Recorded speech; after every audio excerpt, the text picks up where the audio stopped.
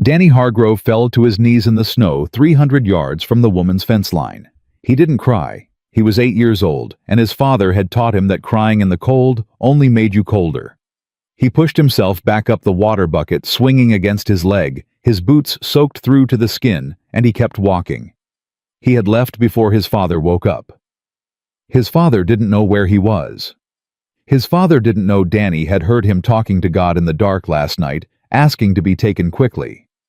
If you're watching this story right now, take a second and subscribe to our channel, and hit that notification bell so you never miss a story. Drop a comment telling me what city you're watching from. I love seeing how far these stories travel.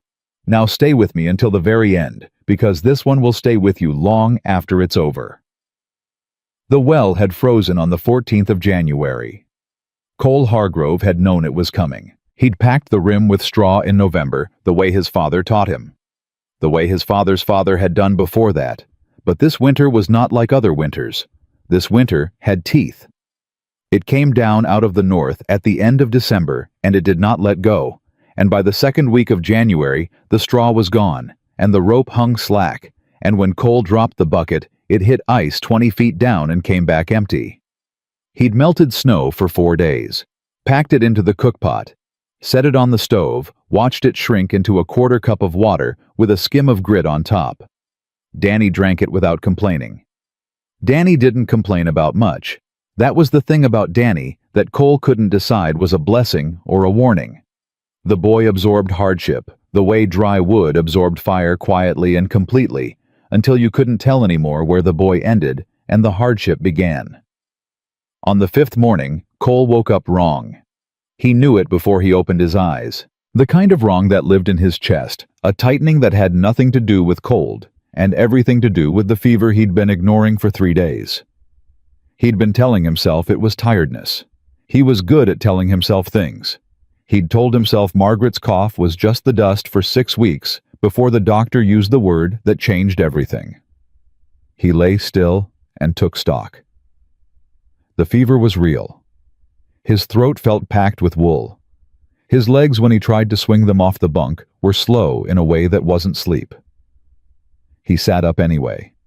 Danny's bunk across the room was empty blanket folded neat the way Cole had taught him.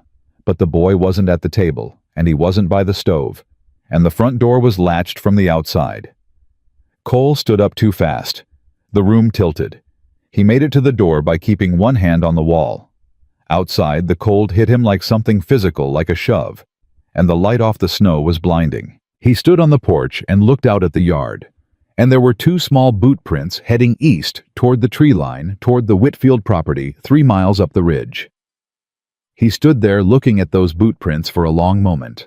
Then he went inside and put on his coat and his hat and his boots and started walking. He found Danny a mile out coming back. The boy had the bucket in both hands, walking with the careful tilted gait of someone carrying more weight than they were built for, and when he saw Cole coming, he stopped dead. The look on his face was the look Cole had seen exactly once before the morning Danny had accidentally let the barn cat out in a snowstorm and tried to hide it. Pure guilt. Pure calculation. The face of a child deciding in real time how much of the truth was survivable. "Daniel." Cole's voice came out rougher than he intended, partly the throat, partly something else. "Pa." Danny set the bucket down carefully. Water sloshed but didn't spill. "I was coming straight back." "Where'd you get that water?" "Mrs. Whitfield's." Cole looked at the bucket. It was full. Clean water, not meltwater, with a faint smell of the oak barrel it had come from. He looked at his son. Danny's coat was buttoned all the way to his chin, the way Cole always told him to button it, and his ears were red, and there was dried snot on his upper lip, and he was looking at his father with an expression that was trying very hard to be neutral and failing completely. "You walked to the Whitfield place," Cole said. 3 miles, Danny said. "But it's mostly downhill going." "Mostly downhill going," Cole repeated. "I didn't want to wake you." Cole was quiet for a moment. The wind moved through the pines above them and shed a fall of loose snow that came down in a curtain to their left. "How long was I asleep?" he said. Danny looked at his boots. A while. Danny. Since yesterday afternoon. Danny looked up, his gray eyes, Margaret's eyes, steady and direct. You weren't just asleep, Pa. You kept talking. You didn't make sense. Cole absorbed that. I'm fine, he said. You're not, Danny said. You sound like Mama did. The words landed the way Danny had known they would land, the way a stone lands in still water, and Cole saw in his son's face the full weight of what it had cost the boy to say them. Danny wasn't being cruel. Danny was 8 years old and had buried his mother in the spring, and had been watching his father's face all winter for signs of the same thing coming back, and 3 days ago he had seen something that scared him bad enough to walk 3 miles alone in below freezing cold before sunrise. Cole crossed the distance between them and crouched down in the snow so he was level with his son's face. I'm not going anywhere, he said. Danny looked at him with Margaret's eyes. You can't promise that, Danny said quietly. Mama couldn't promise it either. Cole carried the bucket the rest of the way home. He didn't argue about it. Danny walked beside him with his hands in his pockets close enough that their arms touched every few steps, and neither of them said anything until they reached the porch and Cole set the bucket down and sat heavily on the step. Did you talk to her? Cole said. Mrs. Whitfield. She was already up, Danny said. She had the lamp on. I knocked and she opened the door, and I asked if we could have some water because our well froze, and she said yes. That's all. Danny hesitated. Cole looked at him sideways. What else? She wanted to come back with me, Danny said. To check on you. I told her you were fine. You told her I was fine. I didn't want her to think we couldn't handle things. Cole looked at his son for a long moment. 8 years old. Protecting his father's dignity with the same stubborn instinct Cole had, the same instinct his father had before him. The Hargrove men, 3 generations of them standing in the cold, telling people they were fine. Go inside, Cole said. Get the stove going. Danny went inside. Cole sat on the step and looked out at the tree line and breathed carefully, measuring the quality of the air going in and the quality of it coming out, running a quiet inventory of what was wrong and what was just cold. The fever was real. His chest was tight in a way that had nothing to do with the temperature. He'd been running himself down since October, since the last of the summer work, and the start of the winter work with no break in between, with nothing but the work and Danny, and the long dark nights, and the specific silence of a house that used to have 3 people in it. He was not going to die on his son. He repeated it to himself the way he had repeated it every morning since March, since the frozen ground had finally thawed enough to take Margaret's grave, and he had stood at it with Danny's hand in his, and understood for the first time what alone actually meant. He was not going to die on his son. He was going to get up every morning, and he was going to work, and he was going to be there. He just needed to get through this winter. He went inside. By afternoon, the fever had climbed. Cole knew this because the stove that had been putting out enough heat to keep the cabin at a reasonable temperature suddenly seemed very far away, and his hands, when he tried to mend the split in the water barrel, shook in a way he couldn't control. He set the tools down. He sat at the table. Danny was watching him from across the room with the particular quality of stillness that children develop when they are frightened and trying not to show it, a stillness that is louder than noise. I'm going to lie down for a bit, Cole said. Okay, Danny said. If I'm still asleep at supper, there's salt pork in the tin above the stove. You know how to heat it. I know how to heat it, Danny said. He paused. Pa. Yeah. I told Mrs. Whitfield you were sick. Cole stopped. I know I said I didn't, Danny said, and his voice was very steady the way it got when he had made up his mind about something and was prepared to take the consequences. But I did. I told her you had a fever and your chest was bad, and she said she'd come by in the morning to check. I know you're going to be mad at me, but I didn't want you to. He stopped, swallowed. I didn't want to be by myself if you got worse. Cole sat there. The wind pushed at the window. The stove ticked. Danny stood across the room from him, 8 years This story old, was posted his on the coat channel still The on, Rusty because Saddle. he hadn't Please wanted do to not sit down repost it in in any case his form. father needed something. His face carrying the particular expression of someone who has done a thing they know will cause conflict and have decided the conflict is worth it. Cole thought about saying something about asking permission, about handling their own business, about not going to neighbors with their troubles like they couldn't manage their own house. He thought about Margaret in those last weeks telling him that asking for help was not the same as being weak. He hadn't believed her then. He still wasn't sure he believed her now, but he was sitting at his kitchen table with his hands shaking and his chest tight and his son watching him from across the room with Margaret's eyes, and some arguments were harder to make than they used to be. "All right," Cole said. Danny let out a breath so slow and careful that Cole understood his son had been holding it for a very long time. "Go eat something," Cole said, "and thank you for the water." He went to lie down. The fever walked him through the afternoon and into the evening, and sometime in the dark hours, he heard Danny banking the fire and felt the weight of an extra blanket being laid over him, careful and quiet, the way Danny did everything he didn't want his father to notice him doing. He did not tell his son he was awake. He lay still and let the boy take care of him and thought about all the things he had taught Danny and all the things he hadn't, and fell back into the fever dream and did not hear the knock at the door the next morning. He heard the voice. It came through the fever like something from a different country.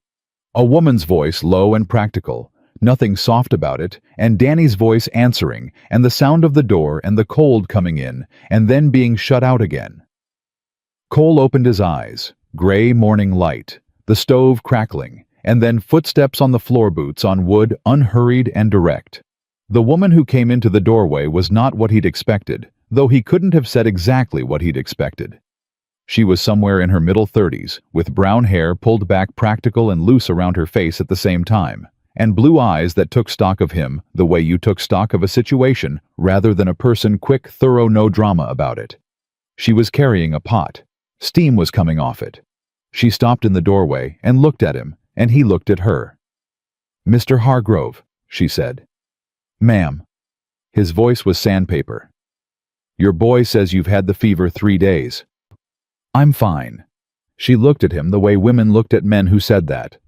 "You don't look fine," she said. "You look like a man who's been running himself into the ground since fall, and is only now noticing the consequences." Cole stared at her. "I'm Nora Whitfield," she said, moving past the doorway into the room like she'd decided the conversation was over. "I'm your nearest neighbor, and I've got bone broth on this pot, and I'm going to leave it whether you want it or not, so you can either drink it willingly or watch it cool on your table. Either way, it's there." She set the pot on the stove. Danny was behind her in the doorway of the main room, watching his father with a combination of nervousness and something that Cole recognized with a slow, unwilling start as hope. The boy was watching Cole, the way he watched things he wanted badly, with that particular careful hunger that he tried very hard not to let show. "Your son is fine," Nora said, not turning around. "He's been up since before light. He had the stove going and water heated, and he knew where his father kept the salt pork." She turned. "You taught him well." Cole said nothing.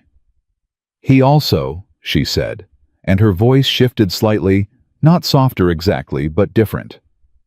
"Walked 3 miles in the dark to ask a stranger for water because he didn't want to wake you up when you were sick." She looked at him steadily. "In case you didn't know the particulars." "I know," Cole said. "I thought you might not." "I know," he said again. She looked at him for a moment longer. Then she nodded once, brisk and final, like the subject was closed. "Drink the broth," she said. "I'll come back tomorrow." "You don't have to do that." "I know I don't have to." She picked up the empty pot she'd brought in alongside the first one and moved toward the door. "Danny?" She stopped and looked back at the boy. "There's a covered dish at my back door. Go get it when you're ready. There's enough cornbread in it for both of you." Danny looked at his father. Cole looked at his son. Something was sitting in the space between them that Cole couldn't quite identify yet. Something that had walked in with the cold air and the woman and her practical voice and her bone broth and her eyes that saw too much. It sat in the room the way the warmth from the stove sat in the room, quiet and useful and not asking for anything. "Go ahead," Cole said. Danny went. Nora Whitfield pulled the door open. The cold came in for a moment, sharp and clean. "Mr. Hargrove," she said, not quite looking back. "Ma'am." "Your boy asked me something this morning." She paused. "When he came to my door before light, he asked me if you were going to be all right." Her voice was level. "I told him I'd do what I could. I meant it." She went out into the cold. Cole lay in the dim room and looked at the ceiling and listened to Danny's boots going across the frozen yard, quick and light. The way the boy ran when he was going toward something rather than away from something, and thought about a father lying sick in the dark, talking to God, and a child who heard him, and the 3 miles of frozen ground between a cabin and a neighbor's door that a small boy had crossed alone in the dark without asking permission, carrying a question he was too scared to ask his father out loud. He thought about what Danny had asked him on the trail. "You can't promise that. Mama couldn't promise it either." Cole closed his eyes. He drank the broth when Danny brought it to him, hot and dense and tasting of something long cooked, the kind of broth you made when you meant it. He didn't say anything about it. Danny sat at the end of the bunk and watched him eat with that careful, patient attention that 8-year-olds gave to the things that mattered most to them, and when the bowl was empty, he took it without being asked and went to wash it. "Danny," Cole said. The boy stopped. "You did right," Cole said. "Going for help." Danny was quiet for a moment, his back to his father, the bowl in his hands. "I know you didn't want me to," Danny said. "I know you knew that," Cole said. "You went anyway." Another pause. "Yeah," Danny said. "That's not something to be sorry for." Danny turned around. His eyes were too bright. He was fighting it. Cole could see him fighting it the same way Cole fought it, the same way all the Hargrove men fought it, with their jaws and their posture and their complete unwillingness to let the water win. "I'm not going to lose you too," Danny said. His voice was very small and very fierce. "I'm not." Cole looked at his son. There were things he could say. There were things fathers were supposed to say. He knew what they were. He'd rehearsed some of them, lying awake in the months after March, trying to build up a supply for moments like this one. None of them came. What came instead was this. Cole sat up in the bunk, fever and all, and held out one arm, and Danny crossed the room and sat beside him, and Cole put his arm around his boy. And they stayed like that, in the quiet of the cabin, the stove going, the cold outside, doing what the cold did. And Cole thought about Nora Whitfield's voice saying, "I told him I'd do what I could," and the way it had sounded like something more than a thing people said.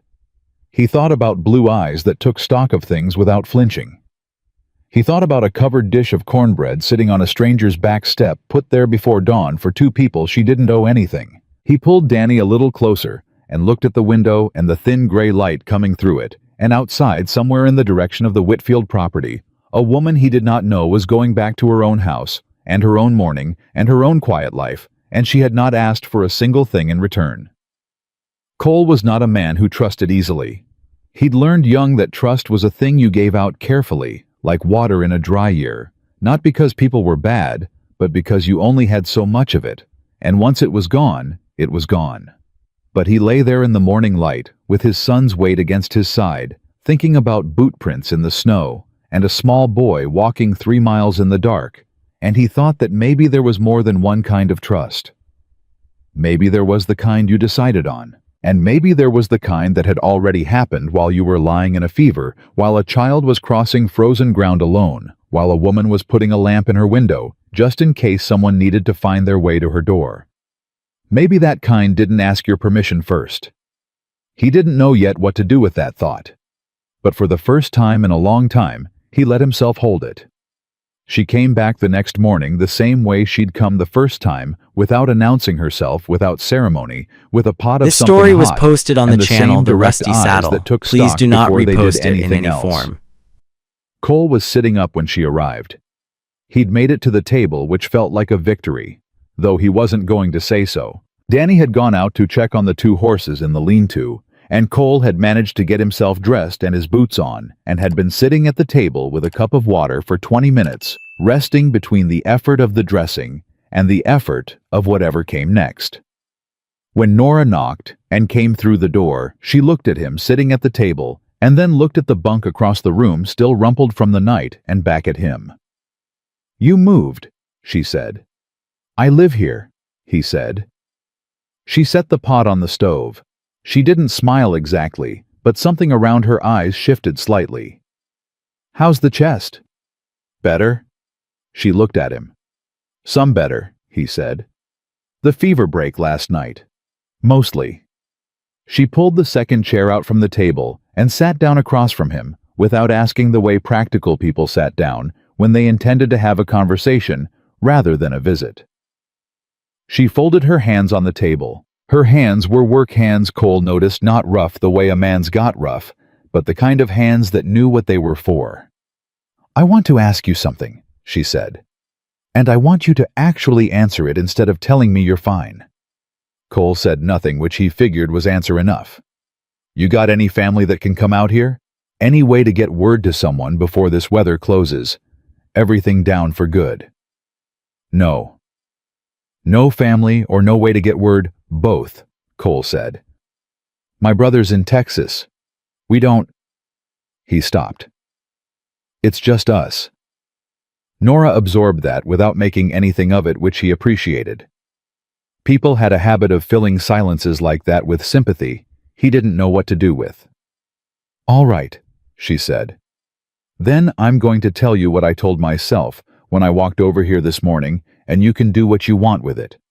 She looked at him steadily. "You are not well enough to be alone out here with a child. The cold is not breaking until at least the end of February, if the sky has any say in it. You've got no well water, your woodpile is low from where I can see it from the East Trail, and your boy walked 3 miles in the dark 2 days ago because he was scared and had nobody else to ask." Cole's jaw tightened. "Mrs. Whitfield, I'm not saying any of that to shame you," she said, and her voice was level, no edge in it, just the plain shape of the truth. "I know what it looks like to be a man running a place alone. I've been doing the same thing for 2 years. She paused. "I know what it costs." Cole looked at her. He hadn't known she was alone out there. He'd known the husband was gone, word got around even in country this sparse, but he hadn't thought much beyond that. He hadn't had space to think much beyond his own walls. "What I'm offering," Nora said, "is not charity. I want to be clear about that before you say no." She said it like she knew he was going to say no. "My woodpile is stacked to the roof. I've got a well that doesn't freeze because it's got 30 feet of rock insulating it. I've got more food than I'll eat before spring because I put up for 2 and there's only 1 of me now." She paused. "And I've got a spare room that's been empty since October."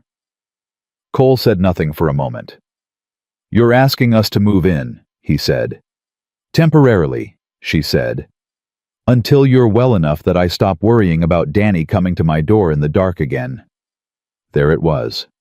She hadn't planned to say that last part. Cole thought he could see it in the slight change in her expression, the way her chin lifted a half inch, like she was bracing for something. But she'd said it anyway, and it was hanging there between them, and they both knew it was the only real reason she'd walked 3 miles 2 days running in below freezing cold. A boy at her door before dawn. A question she hadn't been able to stop thinking about. "Danny likes you," Cole said, because it was true, and because he didn't know what else to say. "Danny is a good boy," Nora said. "He's polite, and he's brave, and he's carrying more than he should have to carry." She paused. "That's not a judgment on you. That's just what I see." Cole looked at the table. His hands were flat on the wood, and he could see they were steadier than yesterday, but not steady the way they should be. He was a man who fixed things with his hands. That was what he knew how to do: fix and build and hold, and looking at hands that wouldn't quite cooperate was something he had not made peace with. "I don't want him scared," Cole said finally. It came out quiet without the armor he usually kept around those kinds of sentences. "I know," Nora said. "He doesn't show it. He keeps it all." He stopped. "Fold it up," Nora said. Cole looked up at her. "I noticed," she said simply. "Some children go loud when they're frightened. Some go quiet and capable. Yours goes quiet and capable." She held his gaze. "I know that kind. I was that kind." Cole studied her face. There was something in it he hadn't seen the first day, or maybe he'd been too sick to see it. A quality that wasn't quite sadness, but was next door to it, the look of someone who had grown up being proud of how little they needed, and was only now at some distance understanding what that had cost them. He thought about Danny's bunk. Blanket folded neat every morning. Boots by the door in the right order. The way the boy moved through the cabin like he was always just slightly braced for something to require him. "All right," Cole said. Nora blinked. He could see she'd been prepared for more argument.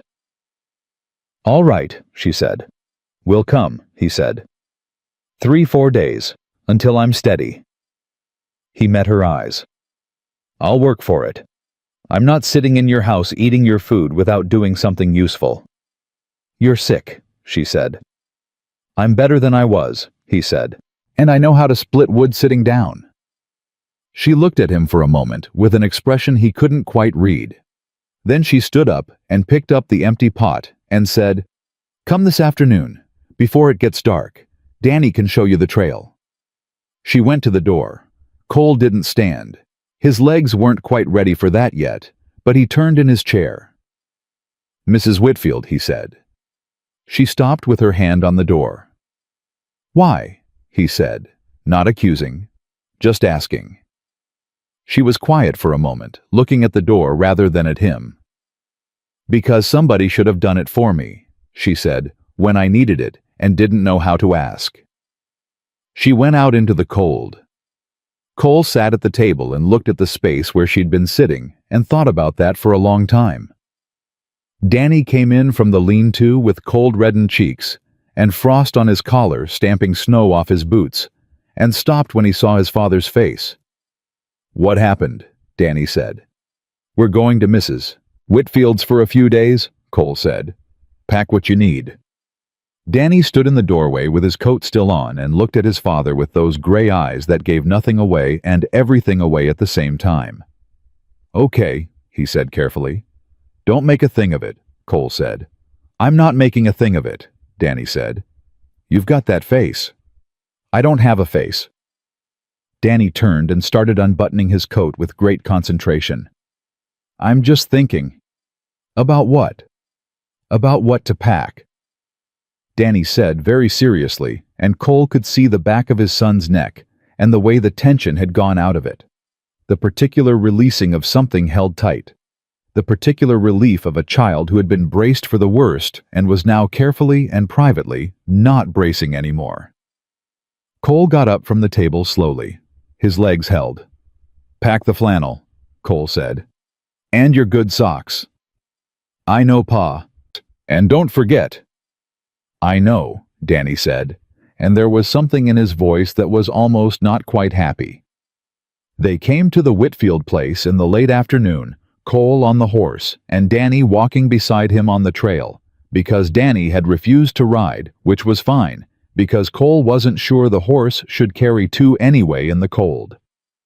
Nora was in the yard when they came through the tree line carrying wood from the stack to the porch, and she stopped when she saw them and watched them come the last 100 yards without any particular expression. "Mr. Hargrove," she said when they pulled up. "Mrs. Whitfield." He got down from the horse, slowly keeping his face level. "Where should I put the mare?" She pointed to the barn. "Second stall's empty. There's hay." Danny was already halfway to the barn, which Cole chose to interpret as helpfulness rather than eagerness, though he was pretty sure it was both. He led the mare in that direction, and heard Nora's boots on the frozen ground behind him back to the woodpile, and the regular knock and thud of her carrying on with what she'd been doing. Not hovering, not watching, just working. This story He was posted appreciated on the that channel more The than he Rusty could have Saddle. explained. Please do not repost it The in inside any of the form. Whitfield cabin was bigger than his 2 rooms, plus a small addition off the back that she was using as a pantry and root cellar combined. It was clean the way places got clean when one person lived in them alone, and had made a separate peace with the silence. There were small things on the shelves that spoke of a life before the silence. A blue ceramic jug, a stack of books with cracked spines, a child's chair pushed into the corner that nobody had moved even though there was clearly no child in this house. Cole noticed that last one. He didn't say anything about it. The spare room was small and cold, but not as cold as the cabin had been, and it had 2 narrow bunks built into the wall the same way his own did. And Danny dropped his pack on the lower one and immediately went to look out the window at the barn, reporting that he could see the mare from here, and she looked settled. "She's always settled," Cole said, sitting down on the upper bunk to take stock of how the walk had used him. "Mrs. Whitfield's horse is in the first stall," Danny said. "She's a bay. Big ears. Don't go in the first stall without asking." "I know," Danny said, still looking out the window. Then after a pause, "Pa." "Yeah. You think Mrs. Whitfield's lonely?" Cole looked at his son's back. "I think that's her business," Cole said. "I know it's her business," Danny said. "I just think she might be. The same kind of lonely we are, I mean. The kind where you get used to it." He turned from the window. His face was thoughtful, not sad, working something out. Copper was like that when we first got him.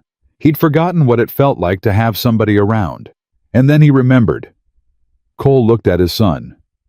"You comparing Mrs. Whitfield to the barn cat," he said. "To Copper," Danny said. "He's a dog paw." "I know what Copper is." "I'm just saying," Danny said, and went back to looking at the barn. Supper that night was quiet in the particular way of people who do not know each other's rhythms yet.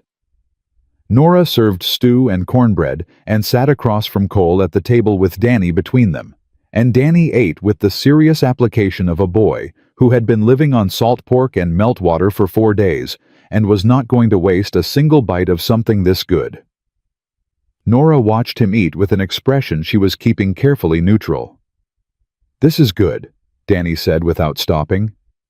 "Thank you," Nora said. "Did you make the bread today?" "This morning." "How do you get it not to crumble Pa's crumbles?" "Danny," Cole said. "Cole, it's a fair question," Nora said, and there was something in her voice, a thread of something warm, that she wasn't entirely controlling. "You have to not overwork the dough. Most people want to keep going because it feels like you're doing something useful, but past a certain point you're only making it worse." Danny considered this with the gravity he brought to practical information. "Pa does that with fence posts too," he said. "He keeps hammering after they're already set." "I don't need the fence post commentary," Cole said. "I'm just saying it's the same principle," Danny said. Nora looked at the table for a moment. Her shoulders had changed. Cole noticed this, the way he noticed structural things quietly, and without making a production of it. She had come into supper carrying the same careful uprightness she'd carried all day, the posture of someone who had been managing alone for long enough that management had become a second skeleton, something she wore on the inside. But sitting there with Danny explaining the philosophical overlap between cornbread and fence posts, something in her had shifted slightly, settled slightly, the way a door settled when the wood had finally dried out enough to fit its frame. "Same principle," she said, and now there was no question about the warmth in her voice. After supper, Danny helped clear the dishes without being asked, and then asked Nora if she had any books, and she showed him the shelf, and he pulled out one with a cracked spine about frontier natural history, and took it to the chair by the stove, and was gone to the world within 5 minutes. Cole stood at the window with his coffee and looked out at the dark. Nora came to stand a few feet away with her own cup, also looking out, and they stood like that for a moment without speaking, which should have felt awkward and somehow didn't. "He's going to be all right," Nora said. not a question. "He's tough," Cole said. "He is," she said. "But that's not what I meant." She paused. "I meant he's going to be all right because he has you, because you get back up." She was quiet for a moment. Children who have one parent that gets back up, they tend to learn how to get back up themselves. Cole said nothing. "My father never got back up," she said, and her voice was entirely level, the way you got when you'd said a thing enough times in your own head that it stopped having the power to do much damage out loud. "After my mother passed, he was still there. He just wasn't—" She stopped. "He just wasn't there." Cole turned and looked at her profile. She was watching the dark outside the window with the same steady look she brought to everything, but there was a quality to her stillness now that was different from the practical stillness of earlier. Something had put itself down for a moment. "I'm sorry," Cole said. She glanced at him briefly. "I didn't say it for sorry," she said. "I said it so you'd understand why I think what you're doing matters." She looked back at the window. "Showing up, getting back up. It sounds like a small thing, but it isn't." Behind them, Danny turned a page, slow and careful, and the stove made the small ticking sound it made when the wood had caught good, and outside the cold was absolute and uninterested in any of this pressing at the glass, the way it had pressed for weeks, doing what it did. Cole looked at his reflection in the dark glass. Haggard still. The fever had left a shadow on him that would take another week to clear. But his hands around the cup were steady. He thought about the trail back to his cabin, dark and empty, the cold bunk, the silent room. He thought about Danny folding his blanket every morning with nobody to see it but Cole. He thought about how long a winter was when you were counting the days rather than living them. He didn't say any of that. "Good cornbread," he said. Nora looked at him. The corner of her mouth moved. "Don't overwork it," she said. "That's all there is to it."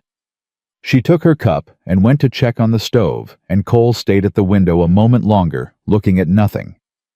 Holding his coffee in two steady hands, thinking about a woman who had said, "I told him I'd do what I could, like a promise, and then spent 2 days keeping it." Thinking about all the ways a person could be alone in a house full of small things that used to belong to somebody else.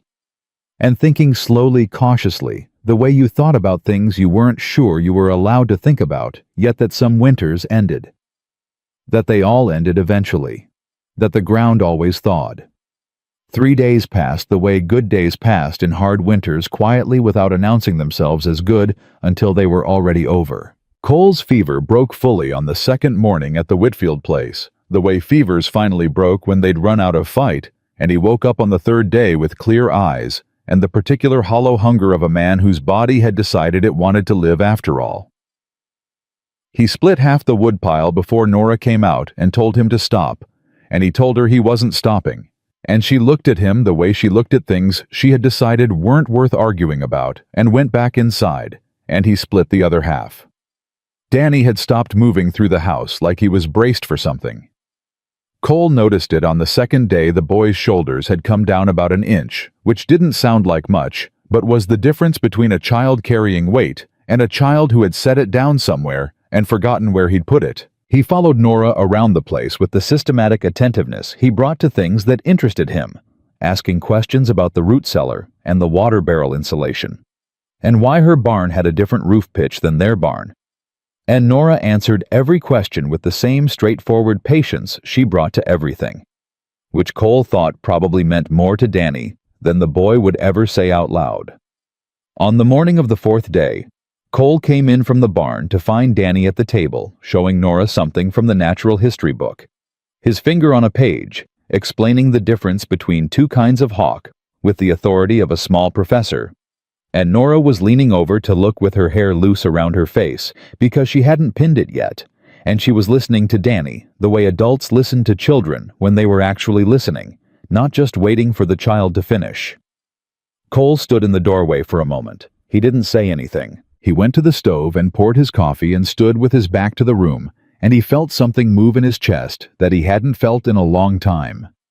Something that hurt a little the way things hurt when they'd been still for too long and were starting to move again. He breathed through it. He drank his coffee. He listened to Danny explain about the hawk. He was This thinking story about was staying posted another on the day channel when The he heard Rusty the Saddle. horses. Please do not Not repost one it in horse. any form. 2. Coming up the east trail at a pace that was deliberate, not fast, not slow. The pace of men who owned the ground they were riding over and knew it. Nora heard it at the same time. Cole saw it happen in her, the way she straightened up from the book, the way her hand went still on the table, the way her face changed from open to careful in the space of a single second. It was a specific kind of careful, the kind that came from practice, and seeing it told Cole things about the 2 years she'd spent alone here that she hadn't put into words. "Stay inside," Cole said to Danny. "Pa."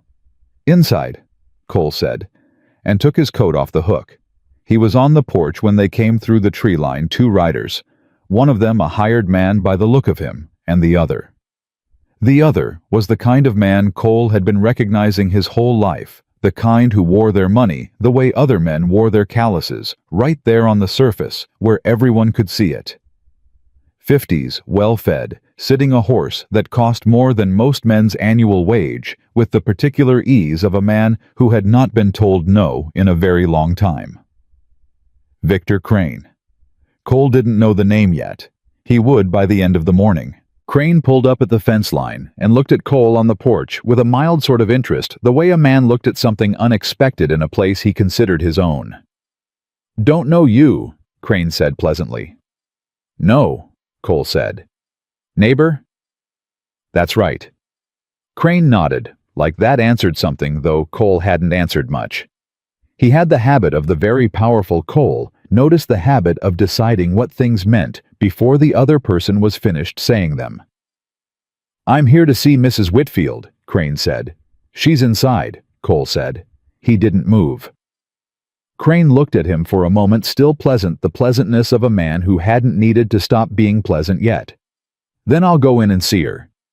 "She knows you're here," Cole said. "She'll come out if she wants to." Something shifted in Crane's expression, barely perceptible, the way water shifted when you dropped a stone in it. Behind him, the hired man's horse moved sideways 1 step and was stilled. The door opened behind Cole. Nora came out onto the porch, and she had her coat on, and her hair pinned, and the look on her face that Cole had come to understand was what she wore when she was working very hard to show nothing. "Mr. Crane," she said. "Mrs. Whitfield." Crane touched his hat, smooth and automatic, the politeness of a man who used manners the way other men used tools. "Didn't know you had company." "Mr. Hargrove's been unwell," Nora said. "He and his son have been staying here while he recovered." "Neighborly," Crane said. He looked at Cole again, reassessing with the new information. "You're the Hargrove place, east side of the ridge." "That's right," Cole said. "I've been meaning to talk to you as well," Crane said, and filed it away with a small nod and returned his attention to Nora. "I'll keep this brief. I know the weather's been difficult. I wanted to come by personally before I sent Jenkins with the paperwork as a courtesy." He paused. "The note comes due March 1st, Mrs. Whitfield, 6 weeks." Nora was very still. "I know when it comes due," she said. "I want to be sure we're in agreement about the terms," Crane said. "Given the circumstances." "The terms haven't changed," Nora said. "No," Crane said agreeably. "They haven't." He let that sit for a moment, knowing exactly what he was doing with the silence, using it the way Cole used a level to show something that was off. "I'd hate to see things get difficult. You've managed this place well. It would be a shame." "The place is mine," Nora said. "It will stay mine." "Of course," Crane said. "That's entirely up to you." He smiled, and it was a real smile which made it worse. "All you have to do is come up with $412 in 6 weeks. He let his eyes move across the property, the barn, the house, the woodpile, the visible evidence of one woman running a working ranch through her second hard winter alone. In this economy, in this weather. Cole said nothing. He was watching Nora. She was watching Crane with the same direct, unflinching steadiness she brought to everything. And Cole could see, because he'd been watching her for 4 days, and had learned to read what she let people see versus what she was actually doing, that she was frightened. Not of Crane exactly. Of the math. Of the number $412 hung in the air between them, like something physical, like a beam across a doorway that was just low enough to make you duck every time. "I'll have it," Nora said. "I hope you do," Crane said warmly. "I truly do." He gathered his reins. "I'll send Jenkins with the paperwork in a few weeks, just to keep everything in order." He looked at Cole one more time. "Mr. Hargrove, good health to you." He turned the horse. His man turned with him. They went back through the tree line the way they'd come, unhurried, and the sound of the hooves faded out into the cold. Nora stood on the porch and looked at the place where they'd been. Cole stood beside her and did not say anything, because there was nothing to say yet, and because sometimes what a person needed right after something like that was 30 seconds of nobody asking them how they were. After 30 seconds, he said, "How much do you have?" "That's not your business," she said. "How much?" She looked at him. Her jaw was set, and for a moment he thought she was going to tell him again that it wasn't his business, which would have been fair and true, and not particularly useful. $90, she said. "Maybe 100 if I sell the extra mare." Cole did the math. He could see her doing it too, could see it in her face, the particular exhaustion of someone who has been doing the same arithmetic over and over, hoping the answer will change. "The note," Cole said. "It was your husband's." "It was both of ours," she said flatly. "He signed it. But we both knew what we were signing." She paused. "He was trying to expand the cattle operation. He borrowed from Crane because Crane was the only man in the territory with that kind of money willing to lend it." She stopped again. "My husband died before the cattle paid out. The cattle didn't pay out. And Crane wants the land. Crane wants everything within 3 days' ride of his main property," Nora said. "He's been buying up every small ranch that gets into trouble for 4 years. He doesn't need the money. He needs the land." Her voice was even and precise, like she was reporting weather. "If I can't pay him by March 1st, he takes the deed. That's what the contract says. You've had lawyers look at it." She gave him a look. "I asked," Cole said. "There's one lawyer in Millbrook," she said. "He went to school with Victor Crane." Cole was quiet. The cold came off the mountains to the west in a long, slow push, the kind of cold that had intention in it, the kind that came to stay. Somewhere in the barn, the bay mare moved and settled. "I'm not leaving," Nora said, and it was not directed at Cole. Particularly, it was the kind of statement people made when they needed to hear themselves, make it a line drawn not for anyone else, but for themselves. "I built this place. I put in the well and the root cellar and the south pasture fence. I broke that ground." Her voice had changed, dropped into something bedrock. "He doesn't get it." "No," Cole said. "He doesn't." She looked at him. "I mean that," Cole said. "Not just—" He stopped finding the words with the same deliberate care he found things in the dark by feel. "I'm not saying it because you need encouragement. I'm saying it because there are ways to fight this, and you don't have to know all of them yet." "You sound like you've done this before," she said. "I've been around men like Crane," Cole said. "They depend on people not knowing their options, on people being too beaten down to look for them." He looked out at the trail still carrying the memory of hoof prints in the snow. A contract can have flaws in it, terms that weren't honored on his side. A lawyer outside Millbrook might see things differently. "The nearest city is 3 days in this weather." "Weather breaks," Cole said. "It always breaks." He paused. "And $400 is a lot. But it's not impossible." Nora looked at him with an expression that was not quite hope, because she was too careful for hope, but was something adjacent to it, the posture of someone who has been carrying a weight alone and has just for a moment had someone else put a hand under it. "Why do you care?" she said. not accusing the same way he had asked her why, just asking. Cole thought about it. Because somebody should, he said, which was not the full answer, but was the true part of it. The full answer was still forming, still too unfinished to say out loud something about 4 days in this house, and the sound of his son asking about cornbread and hawks, something about a woman who had put a lamp in her window before dawn, just in case somebody needed to find it. He wasn't ready to say that yet. But Nora looked at him for a moment, with those level blue eyes, and then she nodded once. The same nod she'd given him on the first morning, brisk and final, and he understood that she'd heard the part he hadn't said too. The door opened behind them. Danny stood in the frame, still holding the natural history book. "Is he gone?" Danny said. "He's gone," Cole said.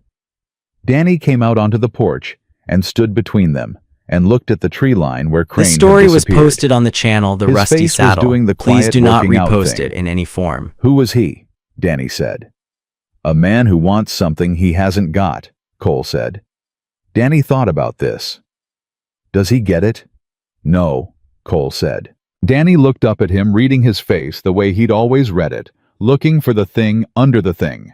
Whatever he found there must have satisfied him, because he nodded and went back inside, letting the door close softly behind him. Nora watched the door for a moment. Then she said quietly, "You shouldn't promise things you don't know you can deliver." "I know that," Cole said. "He's going to remember that," she said. "If it doesn't go the way you said?" "I know that too," Cole said. She looked at him. "I don't say things I don't mean," Cole said. "I've been wrong before, but I don't say them unless I mean them." He paused. "I mean it."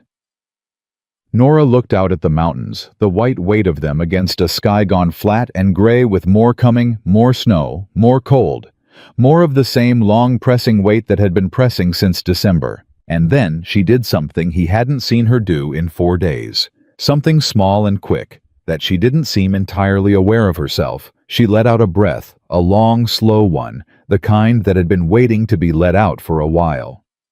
"I've got venison in the cold box," she said. "For supper." "That sounds fine," Cole said. She went inside.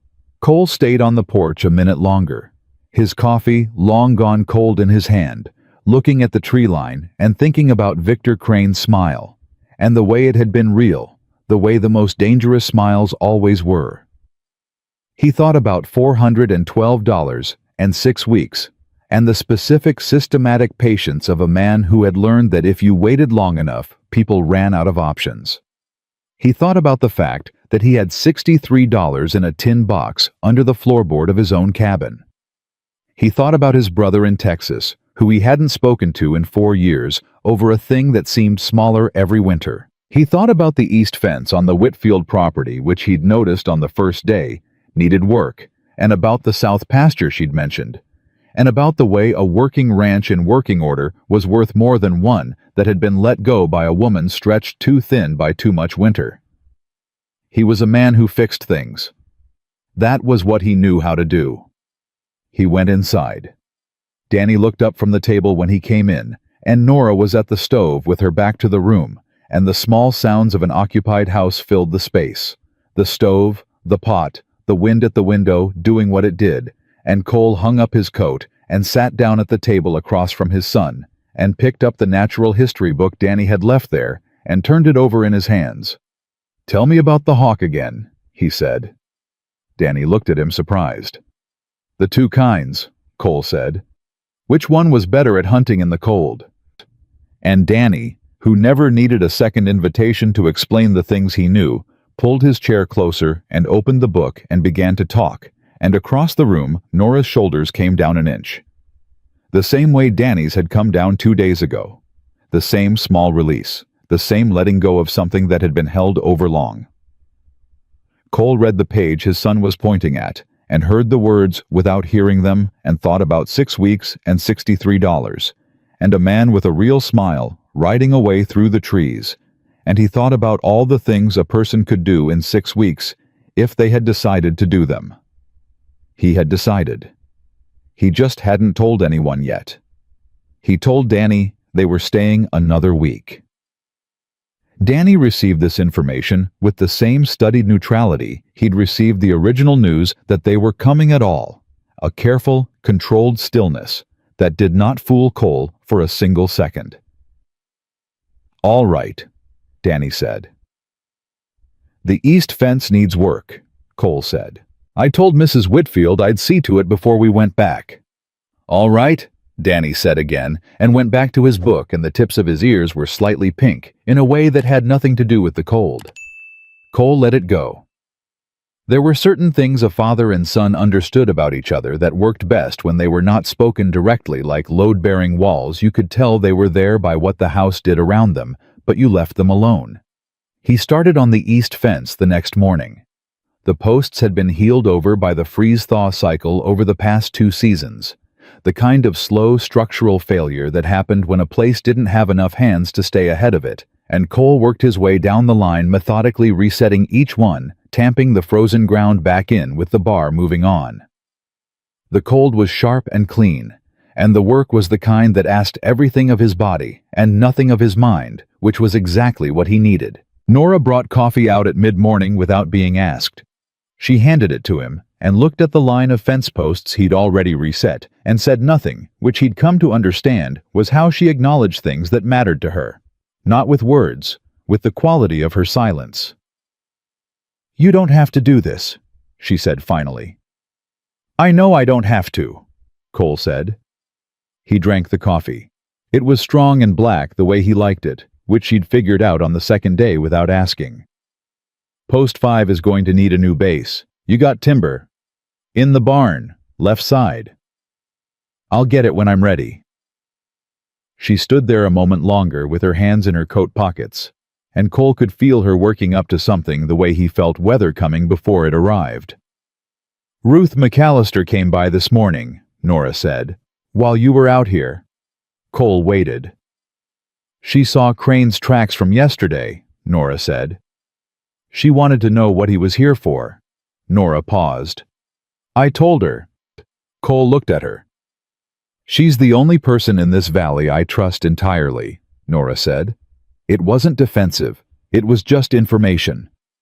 She's been here longer than Crane has. She knows things about that note, about how he's handled other people's loans that I don't know."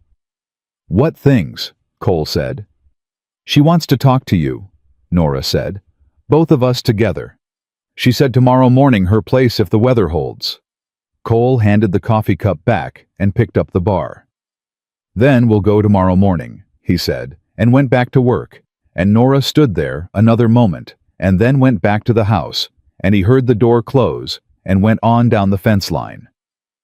Ruth McAllister's place was 2 miles south through a stand of aspen that had given up their leaves 4 months ago, and stood now like gray arithmetic against the white ground. She was waiting on the porch when they came up the trail, a small, solid woman in her 60s, with white hair and a face that had been weathered into a kind of permanent openness, the face of someone who had spent a lifetime looking directly at things, and had stopped finding most of them surprising. She shook Cole's hand like a man would shake it and said, "I know your place. Your wife put in the kitchen garden on the south side. I always thought that was smart. She caught the afternoon sun that way." Cole said, "Yes, ma'am." "I was sorry about her passing," Ruth said, and said it the way people said it when they meant it, and not just when they felt required to. "She was good company the few times I knew her." She looked at Danny. "You've got her coloring." "Yes, ma'am," Danny said. "Come inside," Ruth said. "Both of you. I made biscuits and I'm not eating them alone." Inside her cabin was the accumulated weight of a long life. In one place, shelves of things that had been used and kept and used again, a quilt on the wall that had probably been her mother's, a shelf of law books that Cole noticed immediately and filed away. Ruth saw him notice them. "My husband was a circuit lawyer before we came out here," she said, setting the biscuits on the table. "He taught me to read a contract before I'd ever agree to anything." She sat down. "Which is why I want to see Nora's." Nora had brought it folded inside her coat, and she laid it on the table now. And Ruth put on her spectacles and read it the way people read things. They were looking for something specific, in not from the top, but from the parts that mattered. The room was quiet, except for the stove, and Danny eating his biscuit with the careful manners he used around people he was trying to impress. "Here," Ruth said. Cole leaned over to look. Ruth's finger was on a clause near the bottom of the second page, dense small print, the kind of language This story was designed to be posted on the skipped. channel The Rusty The Saddle. interest rate Please is do fixed not at repost it 6% in any annually, form. Ruth said. But there's a modification clause here.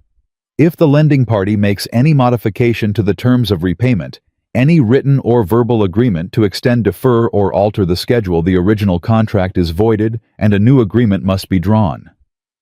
She looked up at Nora over her spectacles. Did Crane ever offer you more time? Ever agree to anything different from what's written here? Nora thought. Cole watched her think. Last spring, Nora said slowly. He sent Jenkins. Jenkins said Mr. Crane was willing to defer the spring payment if I was willing to put up the south pasture as additional collateral. I told him no, but Jenkins put it in writing on a piece of paper he left with me. She stopped. I still have it. Ruth sat back. Something in her face had changed, sharpened. He sent a written offer to modify the terms, Ruth said. I didn't agree to it, Nora said. Doesn't matter, Ruth said. He made the offer in writing, signed by his man. Under the modification clause, the act of offering a change to repayment terms voids the original schedule. She looked at Cole. Which means the March 1st deadline may not be enforceable as written. The room was very quiet. He didn't know you'd kept the paper, Cole said. He didn't think she'd know what it meant, Ruth said. Nora was staring at the table with an expression Cole couldn't immediately read. And then he could. It was the expression of someone who has been carrying a stone for so long that when it is removed, they don't feel lighter yet. They just feel where the stone had been. That's not enough by itself, Ruth said, pulling her back. A lawyer would have to look at it, and you'd have to be willing to fight it in court, and Crane's got friends on the county bench. She paused. But it's a very different position than you were in yesterday. A man who thinks he's got a clean shot at your land, and a man who knows there's a legal question attached to it. Those are two different conversations. You think he'd settle, Cole said. I think he'd rather not have it in front of a judge, Ruth said. Crane's whole operation depends on people believing there's no option but to pay or walk. The moment one person fights it and it becomes public, he's got a problem. She looked at Nora. But you'd have to be willing to be that person.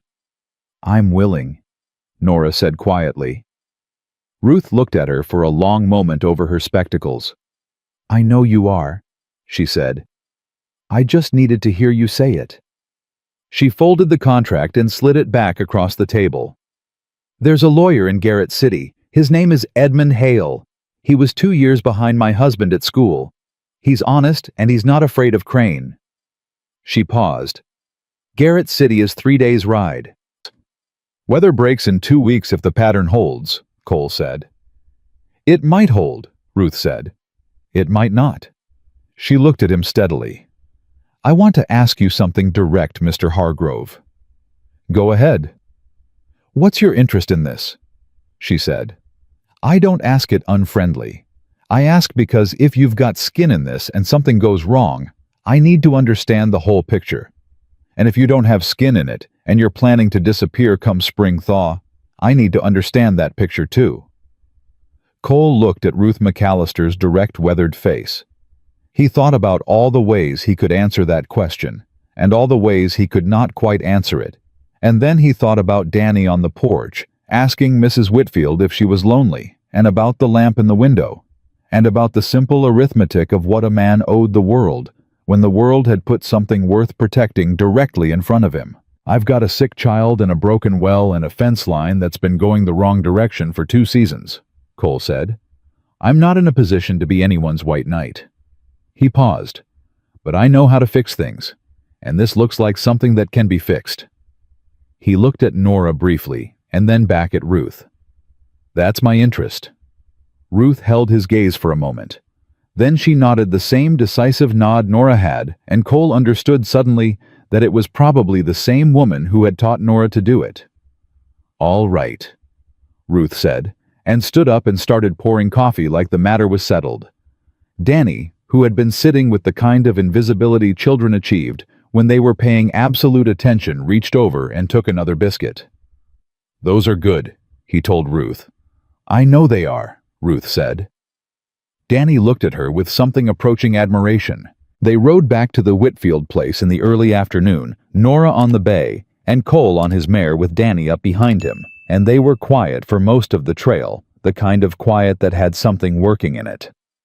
Cole could feel Nora turning the morning over in her mind, the same way he was turning it over in his, looking at it from different angles, testing it for weight. "She's right that it isn't enough by itself," Nora said when they were half a mile out. "No," Cole said, "but it's a start." "Crane's not going to take this well," she said. "When he finds out I've been to a lawyer, when he figures out I've got the Jenkins letter, he's not going to sit still." "No," Cole said. "He's going to do something." "What?" "I don't know yet," Cole said. "But a man like that, when you take away the clean option, goes looking for a messy one." He paused.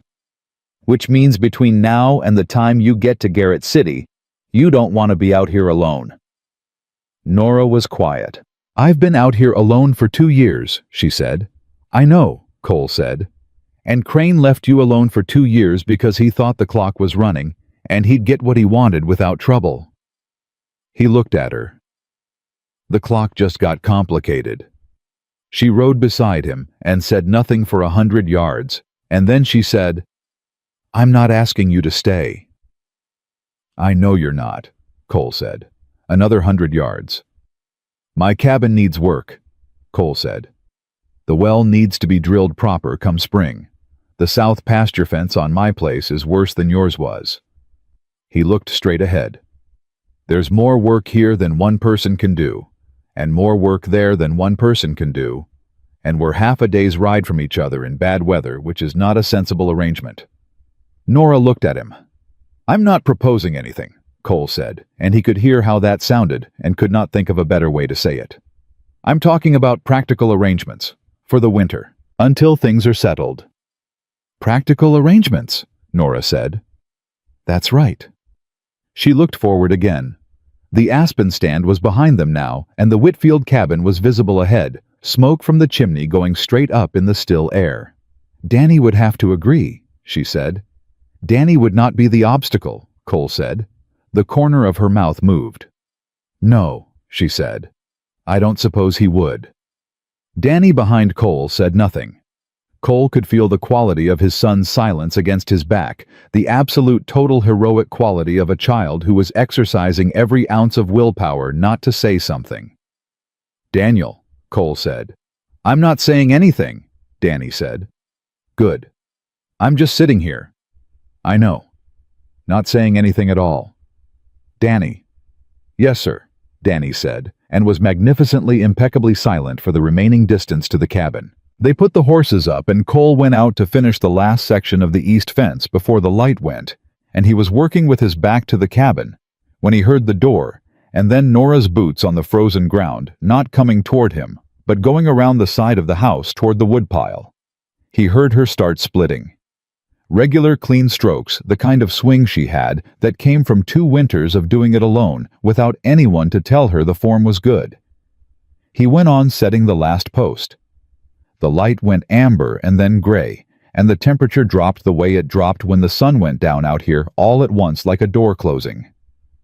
Cole drove the last pin and picked up his tools and stood for a moment with the cold in his lungs, looking at the line of fence posts running straight and level in both directions. It was a small thing, a fence. But it was straight, and it would hold, and in the spring, when the ground thawed, it would still be standing. He went around the side of the house. The woodpile was stacked higher than it had been. Nora was carrying the last armful to the porch, and Cole took it from her without discussion and carried it in, and she held the door. Inside, Danny had started the supper preparations, with the particular intensity he brought to tasks he'd appointed himself, and he looked up when they came in and assessed the situation with gray eyes that didn't miss much. "I started the beans," he said. "I see that," Cole said. "There's cornbread left from this morning," Danny said. "I didn't eat it." He paused. "I thought about it."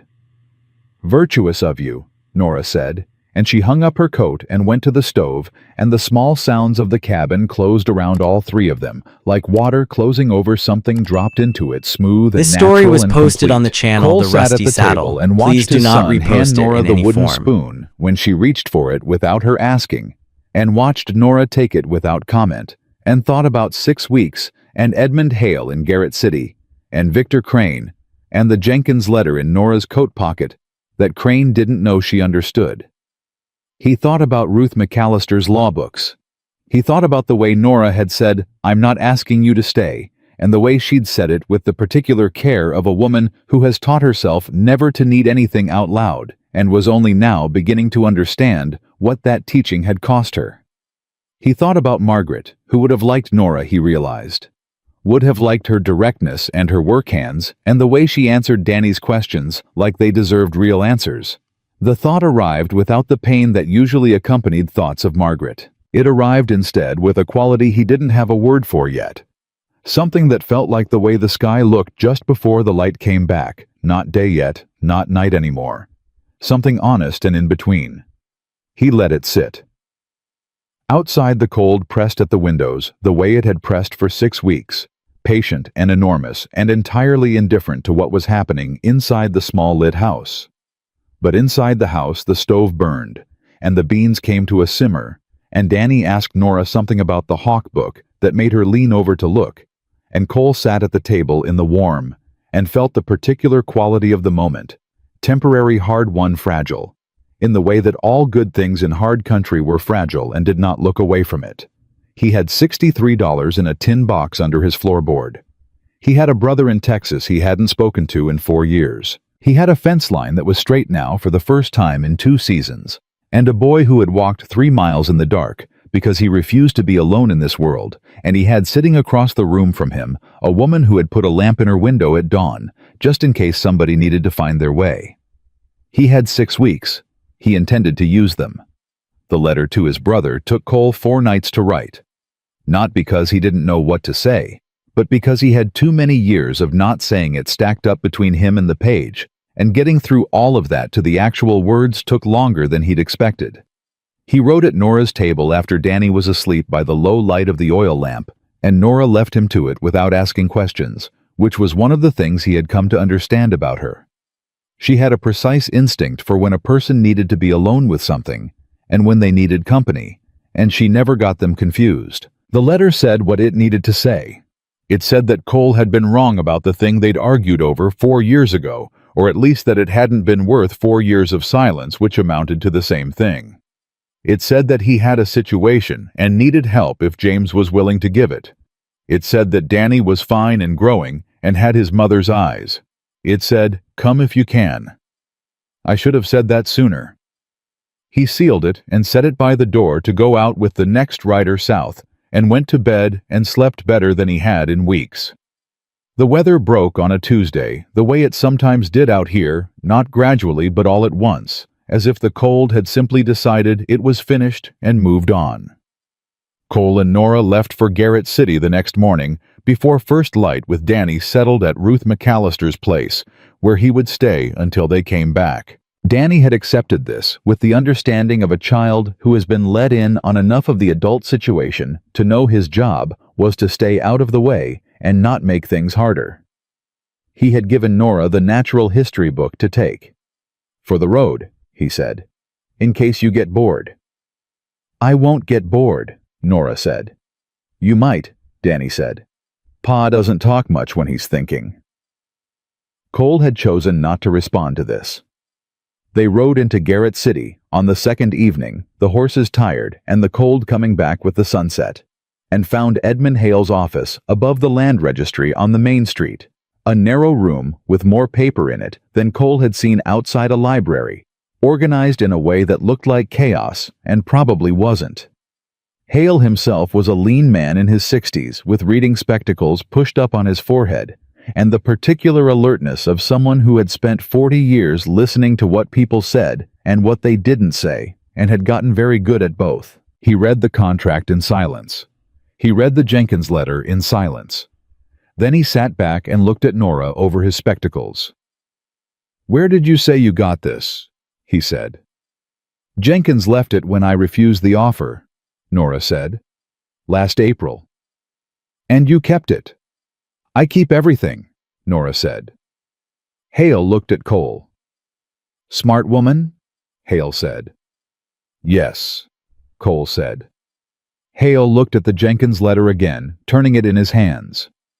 "This is signed by Jenkins as Crane's authorized representative. Crane's name is on the letterhead." He set it down. Under the modification clause in the original contract, any written offer to alter repayment terms made by the lending party or their authorized representative initiates a technical default of the original schedule. He paused. "Which means the March 1st date is not the date.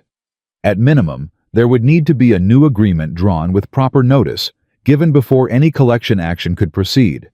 "How much time does that buy?" Cole said. "Depends on how fast Crane moves and how cooperative the local court is," Hale said. "But a contested proceeding with this kind of documentation, 6 months minimum. Possibly more." He took his spectacles off his forehead and put them on properly and looked at Nora directly. "More importantly, Mrs. Whitfield, this makes his position very uncomfortable. Crane's model is clean, fast, and quiet. People don't fight, they run, and he takes the land with no noise. The moment this goes in front of a judge, even a friendly one, it becomes a matter of public record. And Crane has done this before. I know of at least 3 other families in the territory who went the same way." Nora was very still. "You could prove that." "I could find the paperwork," Hale said carefully. "Whether it rises to provable in court is a different question, but it changes the conversation." He folded the contract. "I'll write to him tomorrow.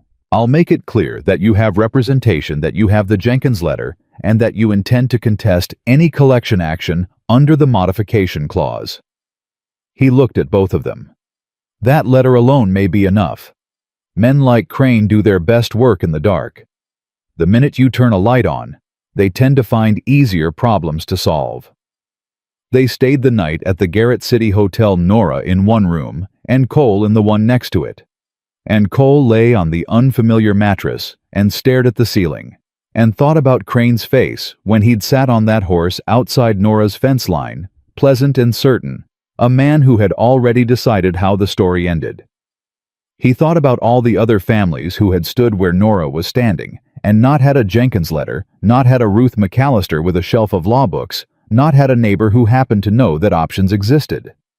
He thought about the difference between a problem and a situation. A problem was something that couldn't be fixed.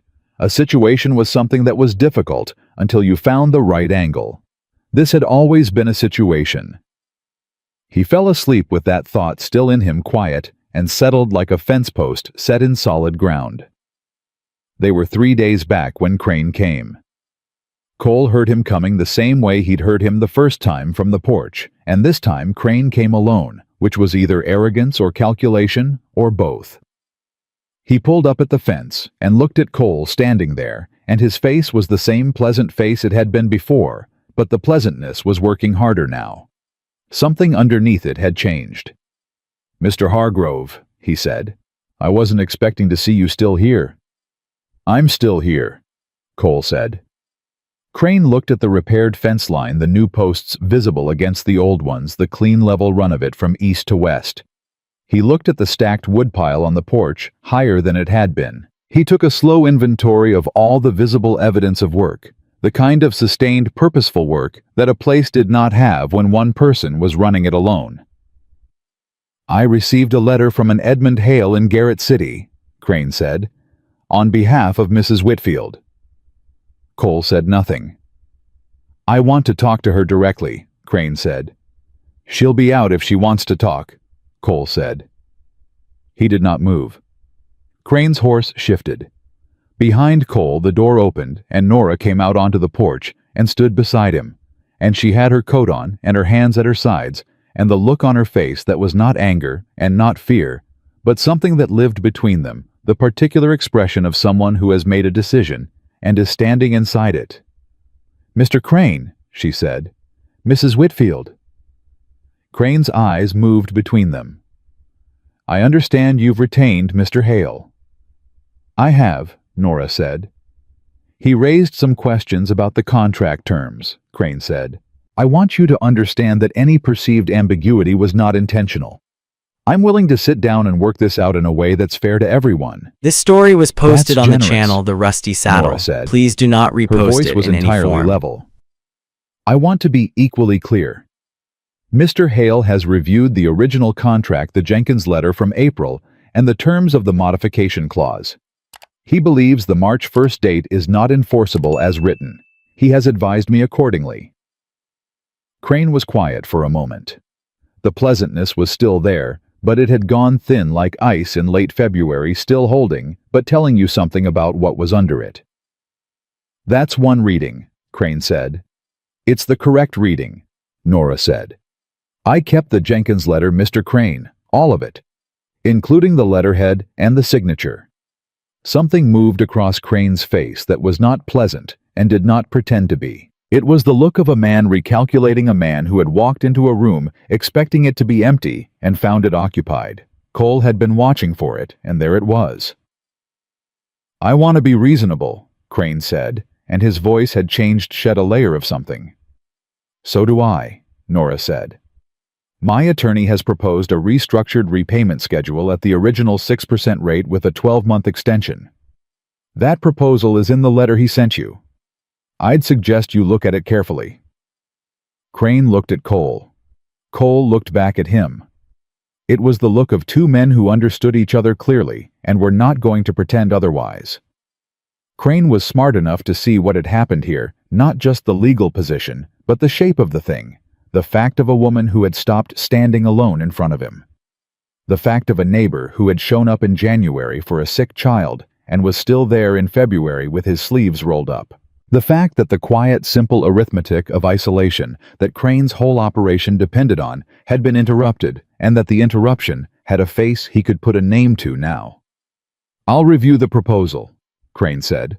He turned his horse and went back through the tree line and did not look back. Cole stood on the porch until the sound of the hooves faded completely. Then he let out a breath he hadn't been aware he was holding. Beside him, Nora said, "He'll try something else." "Maybe," Cole said.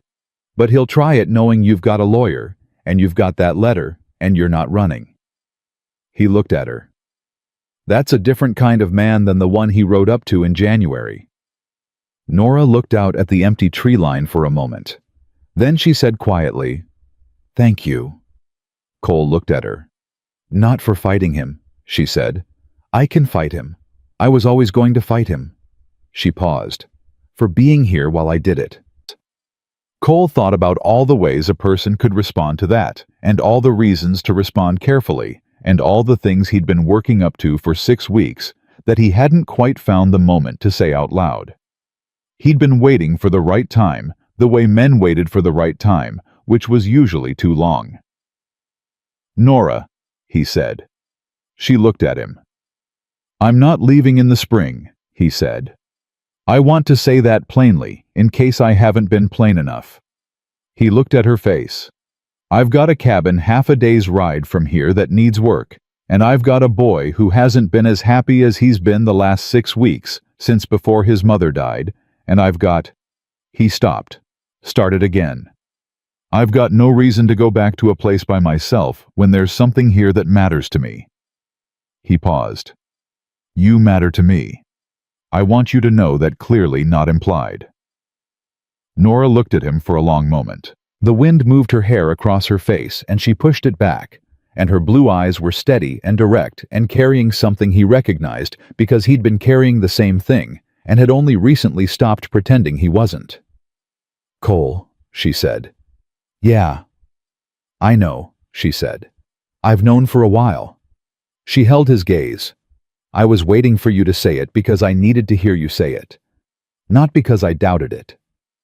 She paused. Because I needed to hear myself answer it. "What's your answer?" he said. She looked at him the way she looked at things she had decided. Clear and final, and entirely without reservation. "Stay," she said. The letter from James arrived on a Friday 3 weeks after Cole had sent his. It was short, the way the Hargrove men wrote letters, short and straight, and without ornamentation. And it said that James had been waiting 4 years for Cole to say what he'd said, and that he and his wife Clara and their 2 boys would be on the North Road before the ground was fully thawed, and that he had always been better at carpentry than Cole, and he intended to prove it. Cole read it twice, and then handed it to Nora, and she read it and looked up at him with an expression he was still learning, one of the newer ones that he'd only started seeing in the last month, the one that appeared when something good happened, and she allowed herself to be glad about it without immediately looking for the catch. "Your brother's coming," she said. "Looks that way," Cole said. "We'll need another room," she said. "That's what brothers are for," Cole said.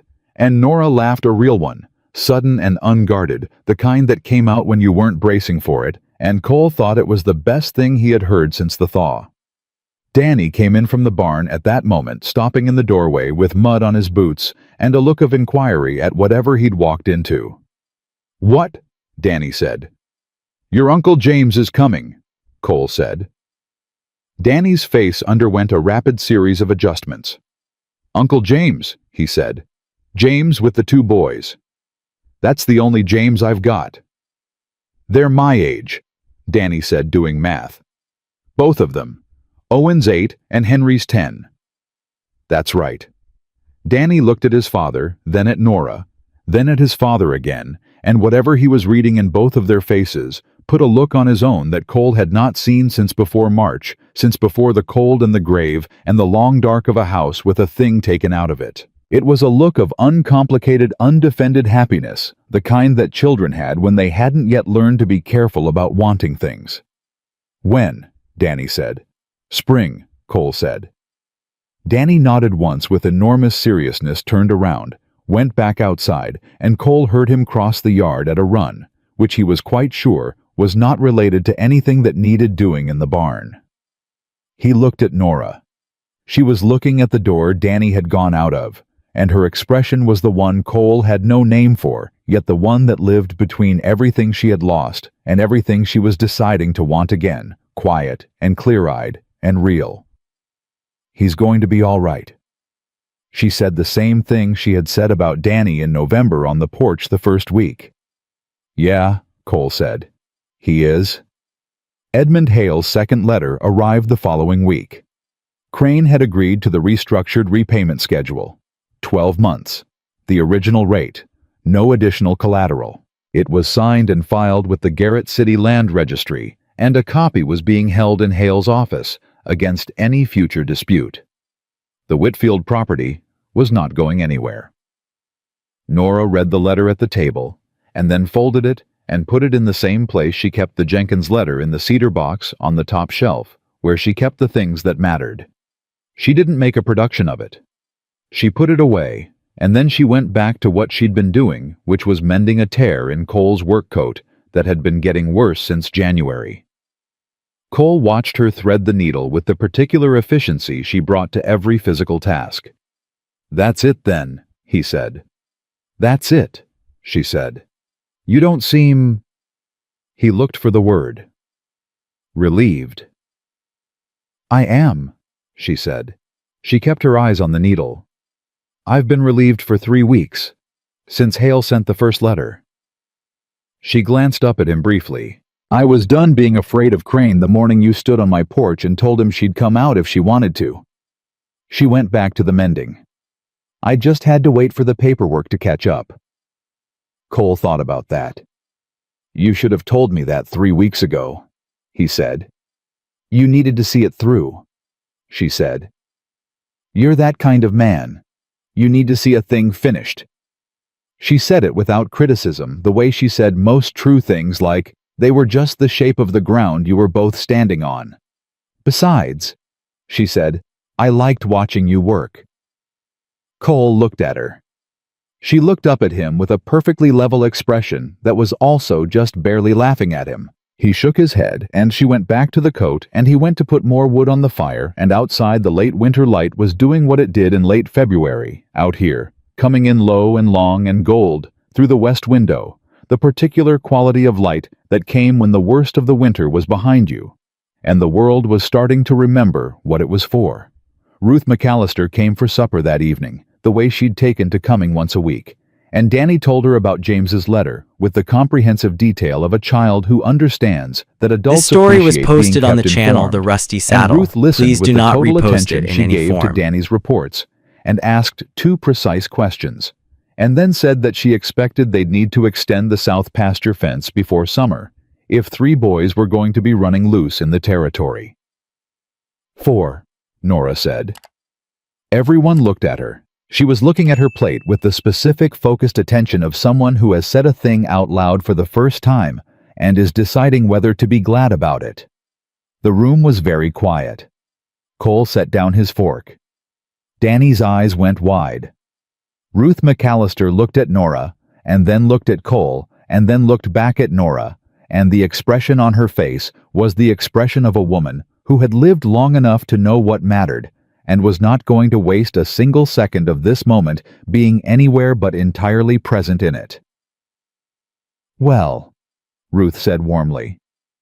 "It's early," Nora said, and now she looked up, and what was on her face was not the careful, controlled expression she wore when she was managing something. It was open and honest and slightly terrified, and underneath all of that, it was radiant. Very early. Cole reached across the table and put his hand over hers. She turned her hand over and held on. Danny looked at his father, and then at Nora, and then at his father again. And he said nothing, which was the most eloquent thing Cole had ever heard from him. Outside, the last of the winter came down from the mountains in a clean, cold push, and moved on south, the way cold moved when it was finished, not stopping, not looking back. And inside the small lit house, 4 people sat around a table in the last of the evening light, and the fire burned good and steady, and there was food on the table and more food put up for the week. And somewhere south of the territory, a man named James Hargrove was loading a wagon with the intention of pointing it north, and in the cedar box on the top shelf, a piece of paper sat that said the land was hers and would stay hers. And at the table, a boy with gray eyes sat between the 2 people he loved most, and felt for the first time in a long time that the world was the right size. This was not the end of hard winters. There would be more. There would be fence posts that healed over, and wells that froze, and men who rode up to the fence line wanting what didn't belong to them. There would be grief still in the corners of things the way grief lived in the corners of things, when you had loved someone who was gone, and some mornings would be harder than others, and some silences would still carry the weight of what was missing. But there would also be this, a door with a lamp burning beside it, a hand steady across a table, a boy who had walked 3 miles in the dark and found his way home to something larger than the place he'd started from. There would be the sound of boots on the porch and coffee made the right way without asking, and a name said in the dark that meant you are not alone in this. There would be all of that built from nothing more and nothing less than the decision to open the door when someone knocked, not because it was safe, but because it was right, and because some things in this world were worth the cold. Cole Hargrove had walked into a stranger's life with a fever and a frightened child and $63 in a tin box, and he had fixed what was broken and stayed when it was finished, and that was the whole of it, plain and entire. And the ground thawed, and the spring came, and it was enough.